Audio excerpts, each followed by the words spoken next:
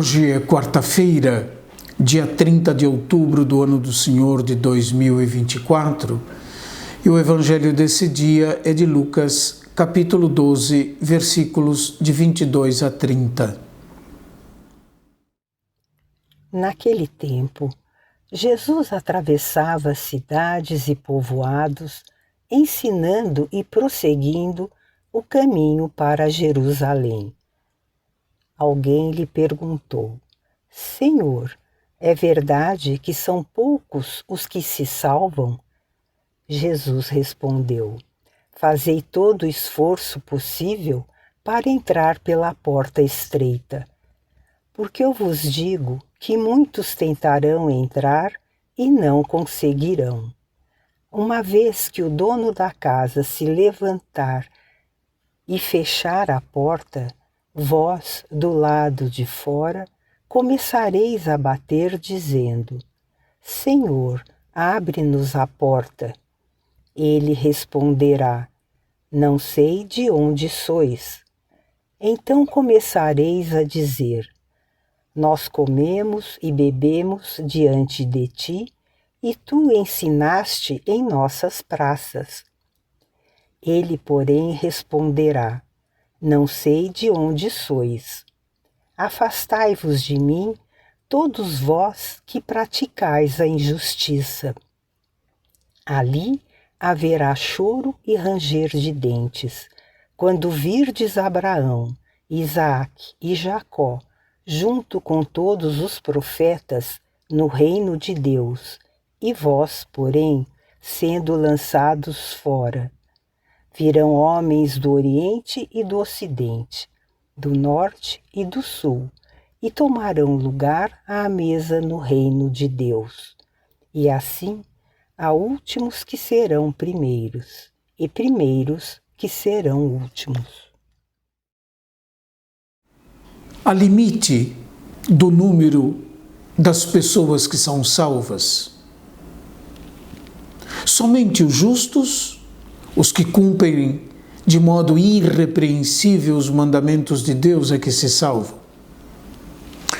A pergunta sobre a quantidade de pessoas que se salvam é posta a Jesus por um anônimo e, em consequência, tal pergunta sugere a exclusão de outros. A pergunta posta no versículo 23 do trecho do Evangelho de hoje é essa: Senhor, é verdade que são poucos os que se salvam? Essa questão era discutida entre os judeus. A essa questão, Jesus responde em dois tempos.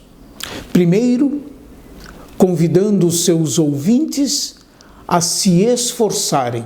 A tradução correta seria a lutarem. Segundo, tempo da resposta é que Jesus dá a razão do porquê é necessário lutar. Para os que rejeitam Jesus, a sua morte representará uma porta fechada. Mas a morte de Jesus será somente um momento, não uma situação definitiva. O Senhor responde à pergunta sobre o número do número restrito dos que se salvam dessa maneira: fazei todo o esforço possível para entrar pela porta estreita, porque eu vos digo que muitos tentarão entrar e não conseguirão. Uma vez que o dono da casa se levantar, o que é uma menção à ressurreição do Senhor, e fechar a porta, vós, do lado de fora, começareis a bater, dizendo: Abre-nos a porta. Ele responderá: Não sei de onde sois. Ora, a salvação de Deus é um dom. Dom da gratuidade de Deus, que não está subordinado a qualquer mérito pessoal ou cálculo humano. Aos discípulos, conscientes desse dom, de viverem essa graça por uma vida coerente com o dom recebido. A consciência desse dom se exprime no que o trecho do Evangelho diz hoje, pela luta, esforço de entrar pela porta estreita. Essa porta, em particular, se opõe a qualquer tipo de iniquidade. No Evangelho segundo São João, Jesus diz dele mesmo: eu sou a porta das ovelhas. É por Jesus que nos é dada a graça da salvação.